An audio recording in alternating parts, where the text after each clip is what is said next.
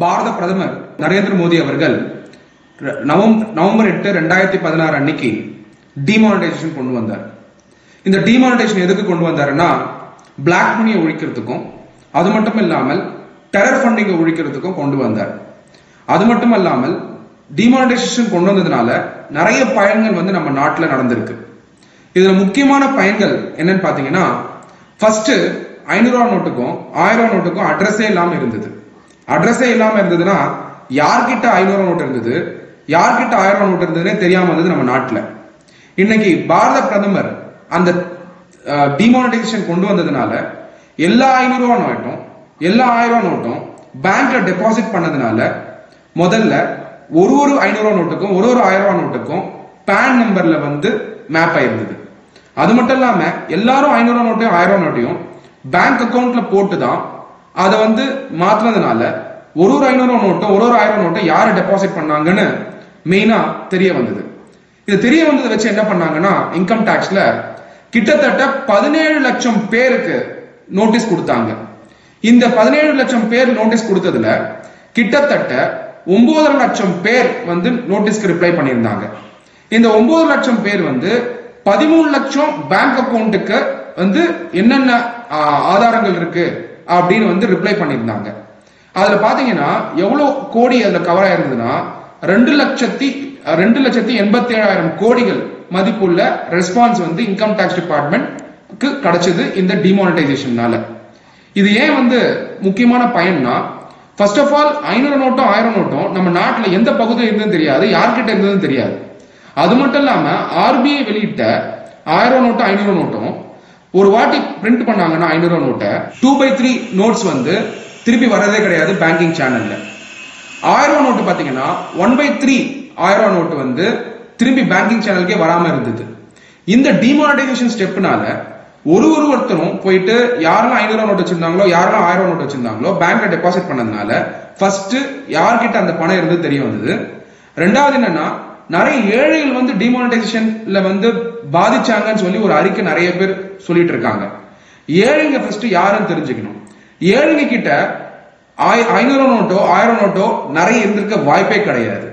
நீங்க வேணா பாருங்க, போயிட்டு ஸ்லம்லயோ இல்லாட்டி ஒரு விவசாய கிட்டயோ 500 நோட்டு 1000 நோட்டு இருந்ததா 8ஆம் தேதி நவம்பர் 2018 அன்னைக்கு கேட்டு பாருங்க. ஒரு நோட்டு இருந்திருக்கலாம், 2 நோட்டு இருந்திருக்கலாம்.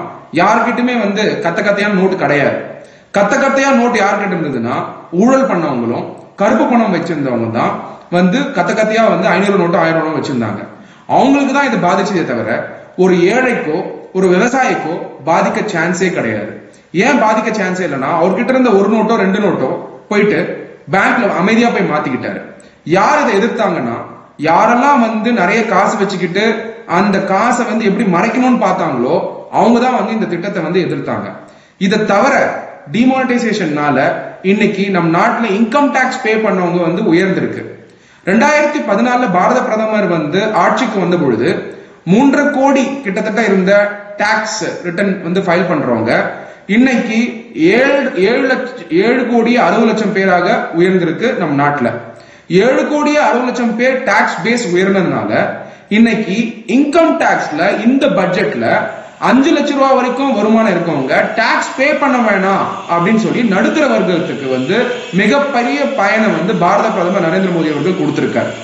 இதை தாண்டி இது வந்து டிமானிட்டைசேஷன் வந்ததுக்கு அப்புறம் நிறைய பேர் வந்து டிஜிட்டல் டிரான்சாக்ஷன்ஸை யூஸ் பண்ண ஆரம்பிச்சாங்க. ஏன்னா மக்களுக்கு புரிஞ்சிடுச்சு டிஜிட்டல் டிரான்சாக்ஷன் யூஸ் பண்ணா நிறைய பேர் கருப்பு பணம் பண்ண முடியாதுங்கிறது. அது மட்டும் இல்லாமல் சுலபமா டிரான்சாக்ஷன் எப்படி பண்ணணும்னு பார்க்கும்பொழுது டிஜிட்டல் பேமெண்ட்ஸ் பண்ண ஆரம்பிச்சாங்க. 1 கோடிக்கு இருந்த டிஜிட்டல் பேமெண்ட்ஸ் இன்னைக்கு பாத்தீங்கன்னா 48 கோடி பேர் வந்து டிமானிட்டைசேஷன் ஆனதுக்கு அப்புறம் உயர்ந்திருக்காங்க. அதுக்கு முன்னாடி பாத்தீங்கன்னா 1000 கோடி இருந்த டிஜிட்டல் பேமெண்ட் டிரான்சாக்ஷன் இன்னைக்கு கிட்டத்தட்ட 48,000 கோடிகளாக இன்னைக்கு டிஜிட்டல் பேமெண்ட் டிரான்சாக்ஷன் உயர்ந்திருக்கு. அதனால 2 விஷயம் நம்ம புரிஞ்சுக்க வேண்டியதுன்னா, டிமானிட்டைசேஷன் நடந்ததுனால இன்கம் டாக்ஸ் கம்ப்ளைன்ஸ் இருக்கு. அது மட்டும் இல்லாம கேஷ்ல பிசினஸ் பண்றவங்க வந்து குறைஞ்சிருக்காங்க. இதை தாண்டி இந்த 2 பயனை தாண்டி வீட்டு விலைகள் குறைஞ்சது காரணம் என்னன்னா, ரியல் எஸ்டேட்ல வந்து கருப்பு பணம் இல்லாதனால வீட்டு விலைகளும் இன்னைக்கு கம்மியா இருக்கு. அதனால டிமானிட்டைசேஷன்னால நிறைய பயன்கள் இதை தாண்டி இருந்துட்டு இருக்கு. மக்கள் தெரிஞ்சுக்க வேண்டியது என்னன்னா, டிமானிட்டைசேஷன் ஒரு மிகப்பெரிய வெற்றிங்கிறத நம்ம மறந்துடக்கூடாது. இந்த வெற்றியாகப்பட்டது தேச மக்களுக்கும் நடுத்தர வர்க்கத்துக்கும் ஏழைகளுக்கும் பயன்பட வகையில இது அமைஞ்சதுங்கிறதையும் நம்ம மறந்துடக்கூடாது. வாக்களிப்பது நம்மளோட ஜனநாயக உரிமை, கடமையும் கூட. So save the date, April 18. இது போல மேலும் பல தகவல்களுக்கு தினமலர் யூடியூப் சேனலை சப்ஸ்கிரைப் பண்ணுங்க. பக்கத்துல ஒரு பெல் பட்டன் இருக்கும், அதையும் கிளிங் அப்படின்னு அழுத்திட்டு Facebook, Twitter, Instagramல எங்களை ஃபாலோ பண்ணுங்க.